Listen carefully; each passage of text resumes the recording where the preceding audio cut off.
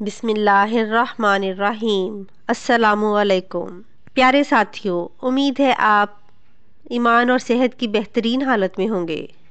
وہ دریائے نیل جس کا پانی ٹھاٹھے مارتا تھا اور مصر کے کھیتوں کو سیراب کرتا تھا، وہ دریا خشک ہو چکا تھا۔ مصر کے لوگ یہ دیکھ کر پریشان ہونے لگے۔ ایسا پہلی بار نہیں ہوا تھا۔ ہر بار دریائے نیل کا پانی خشک ہو جاتا۔ مصر کے لوگوں کا کہنا تھا دریائے نیل ہر سال قربانی مانگتا تھا۔ جب یہ وہ قربانی دے دیتے تو دریائے نیل پھر سے ٹھاٹھے مارنے لگتا اور لوگ خوش ہو جاتے۔ ان کی کھیتیاں پھر سے لہلہانے لگتی۔ اب ایک بار پھر دریائے نیل خشک ہو چکا تھا۔ لوگوں کے چہرے پریشانی سے مرجھا گئے تھے۔ دریا اس بار پھر ایک انسان کی قربانی مانگ رہا تھا۔ وہ سب مجبور تھے، پریشان تھے۔ انہی دنوں حضرت عمر رضی اللہ تعالیٰ عنہ نے مصر فتح کیا۔ مصر میں فوجیں موجود تھیں۔ امیر المومنین حضرت عمر فاروق رضی اللہ تعالیٰ عنہ نے حضرت عمر بن عاص رضی اللہ تعالیٰ عنہ کو گورنر مقرر کیا تھا، اور اس کے چند دن بعد ہی دریائے نیل کے خشک ہونے کی وجہ سے لوگ پریشان تھے۔ لوگ دریائے نیل میں انسانی قربانی کرنے لگے۔ اب لوگ خوش تھے کہ دریا انسان کی قربانی کے بعد پھر بہنا شروع کر دے گا اور خوشحالی پھر لوٹ آئے گی۔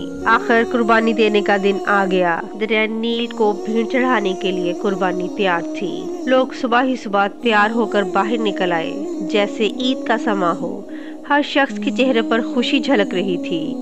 حضرت عمر بن عاص رضی اللہ تعالیٰ عنہ دریائے نیل کے خشک ہونے کی وجہ سے سخت پریشان تھے۔ جب انہوں نے سنا کہ یہ لوگ دریائے نیل پر چڑھانے کے لیے ایک انسان کو قربان کرنے والے ہیں تو وہ تڑپ اٹھے کہ یہ تو سراسر ظلم ہے۔ دریا کے لیے ایک انسان کو قتل کر دینا کہاں کی عقل مندی ہے۔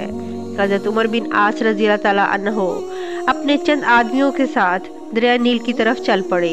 وہ اس قربانی کو ہر حال میں رکوانا چاہتے تھے۔ جب وہ دریائے نیل کے پاس پہنچے تو انہوں نے وہاں عجیب سا سما دیکھا۔ لوگ زرق برق کپڑے پہنے وہاں موجود تھے۔ ہر شخص کے چہرے پر خوشی تھی۔ جب ان لوگوں نے گورنر کو دیکھا تو حیران رہ گئے اور سوچنے لگے کہ شاید وہ بھی اس قربانی کو دیکھنے کے لیے آئے ہیں۔ حضرت عمر بن عاص رضی اللہ تعالیٰ عنہ نے دیکھا 15 سالہ لڑکی جو کہ زرق برق لباس میں ملبوس تھی۔ وہ زیورات سے لدی ہوئی تھی لیکن خوف سے کانپ رہی تھی۔ اس کا چہرہ سرد پڑ رہا تھا، اس کے قدم ڈگمگا رہے تھے۔ دریا کے کنارے پر پہنچ کر اس نے مڑ کر اپنے باپ کو دیکھا۔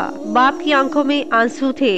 وہ مجبور ہو کر اپنی بیٹی کو دیکھ رہا تھا اور لوگ اس کی بیٹی کو گھسیٹ کر دریا کی طرف لے کے جا رہے تھے۔ وہ باپ کچھ نہیں کر سکتا تھا۔ وہ بیٹی کو موت کے منہ میں جاتا دیکھ رہا تھا لیکن مجبور تھا۔ لڑکی کی ماں تو غم سے نڈھال تھی۔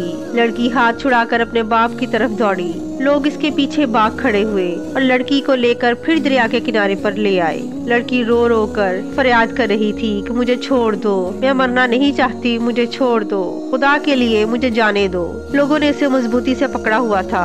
اب حضرت عمر بن عاص رضی اللہ تعالیٰ عنہ کے صبر کا پیمانہ لبریز ہو گیا اور لڑکی کو لوگوں کی قید سے چھڑانے کے لیے آگے بڑھے۔ تم اس لڑکی کو کیوں ہلاک کرنا چاہتے ہو؟ انہوں نے لوگوں سے دریافت کیا۔ لوگ گورنر کی بات سن کر پریشان ہو گئے۔ لڑکی بھاگ کر اپنے باپ کے پاس آ گئی۔ لڑکی کی ماں نے اسے آگے بڑھ کر اپنے ساتھ لپیٹ لیا۔ لڑکی سسکیاں لے لے کر رو رہی تھی اور ماں اس کو چپ کرانے کی کوشش میں خود بھی زاروں قطار رو رہی تھی۔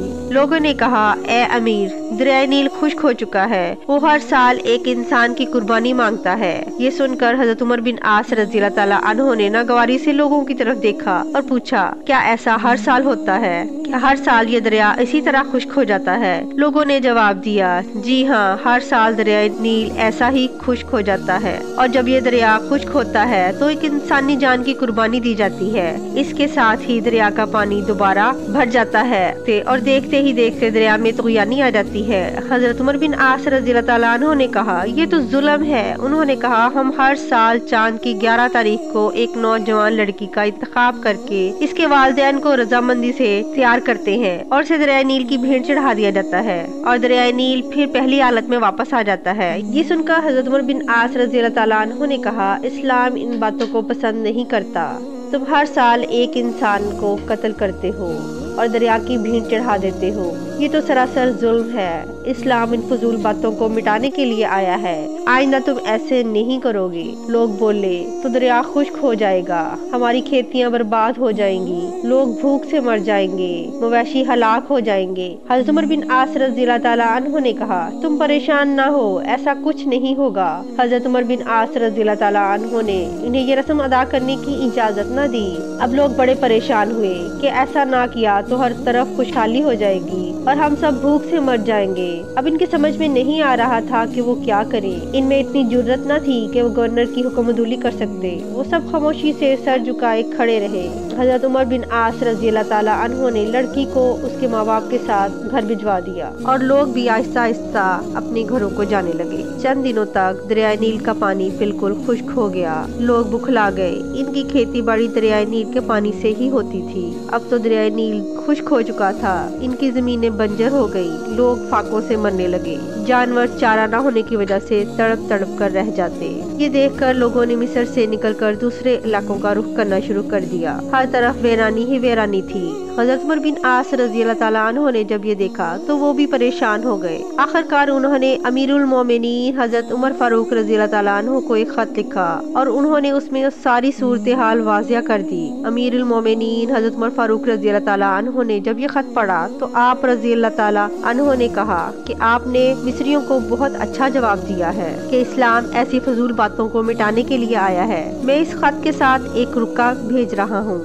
آپ یہ دریائے نیل میں ڈال دیجیے گا۔ حضرت عمر بن عاص رضی اللہ تعالیٰ عنہ کے پاس امیر المومنین حضرت عمر فاروق رضی اللہ تعالیٰ عنہ کا جواب آیا تو آپ نے جواب پڑھنے کے بعد وہ رکا بھی پڑھ لیا جو دریائے نیل میں ڈالنے کے لیے آپ نے بھیجا تھا۔ اس میں لکھا تھا کہ خط اللہ کے بندے عمر بن خطاب رضی اللہ تعالیٰ عنہ کی طرف سے دریائے نیل کے نام۔ اے دریا، اگر تو اللہ کے حکم سے بہتا ہے اور ہم بھی اللہ ہی سے تیرا جاری ہونا مانگتے ہیں اور تو اللہ کے حکم سے جاری ہو جا، اور اگر تو خود اپنی مرضی سے بہتا ہے اور اپنی ہی مرضی سے رکتا ہے تو پھر تیری کوئی پرواہ اور ضرورت نہیں۔ حضرت عمر بن عاص رضی اللہ تعالیٰ عنہ یہ رکا دریائے نیل میں ڈال کر واپس چلے گئے۔ جب صبح مصر کے لوگ بیدار ہوئے تو یہ دیکھ کر حیران رہ گئے کہ اللہ نے دریائے نیل کو اسی طرح جاری و ساری کر دیا، بلکہ اب تو دریا میں پانی پہلے سے زیادہ چڑھ گیا۔ دریا میں طغیانی آئی ہوئی تھی۔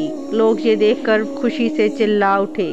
تب سے آج تک دریائے نیل اسی طرح جاری و ساری ہے، اس کا پانی ایک لمحے کے لیے بھی خشک نہیں ہوا۔ وآخر دعوانا ان الحمد للہ رب العالمین۔ اللہ تعالیٰ میرا اور آپ کا، ہم سب کا حامی و ناصر ہو۔